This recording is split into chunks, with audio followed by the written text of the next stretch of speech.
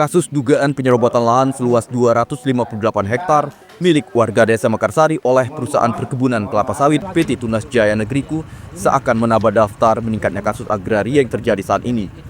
Dalam kasus dugaan penyerobotan lahan ini telah terjadi sejak 20 tahun dan hingga saat ini belum ada titik terang penyelesaiannya.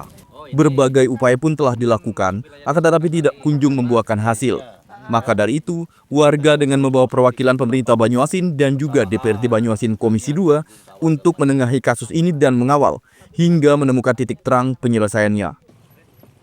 Erwan Hadi selaku warga Mekarsari dan sebagai pemegang surat sekaligus saksi kunci kepemilikan lahan tersebut memanas. Dirinya mengungkapkan sebanyak 258 hektar lahan milik warga dari 125 orang warga dicaplok PT TJN. Salah satunya 2 hektar lahan miliknya di Desa Mekarsari, Kecamatan Karangagung Ilir, Kabupaten Banyuasin. Saat dikonfirmasi, Pasmin yang merupakan Direktur PT TJN menjelaskan, mulai dari izin hingga hak guna usaha yang dimiliki PT TJN secara hukum telah legal. Jadi pihaknya telah mempunyai bukti SPH. Warga pun mengatakan begitu. Maka proses hukum yang akan membuktikan. Sekarang ini kami selaku masyarakat nuntut hak kami di sini. Karena kami tidak pernah membebaskan lahan kami atau surat kami di sini. Ternyata di sini katanya sudah bebaskan, ya kami tidak tahu. Pemerintah Desa Mekarsari siapapun tidak ada yang membebaskan. Baik itu pemerintah Desa Mekarsari, masyarakat Desa Mekarsari, termasuk saya sendiri yang megang surat.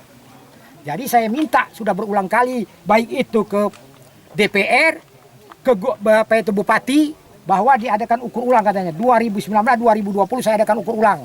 Nanti ajukan lagi ke kabupaten. Namun sampai detik ini tidak ada penyelesaian. Setelah kita cek benar di sini lahannya. Tapal batas ini masuk dalam Desa Mekarsari bahwa ada surat 30 surat SPH 2004 tidak boleh dipindah tempatkan.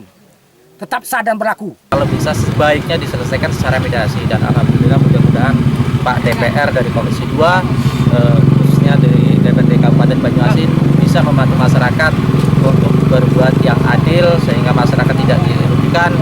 Begitu juga dengan perusahaan tidak terlalu dirugikan. Karena apa? Karena kalau kita bercerita tentang lahan ini karena sudah lama, jadi mudah-mudahan bisa secepatnya diselesaikan untuk mencari solusi yang terbaik. Data telah dikumpulkan dan pihak DPRD bersama pemerintah Banyuasin akan mempelajari dan mudah-mudahan secepatnya sudah dapat diambil kesimpulan jalan penyelesaiannya.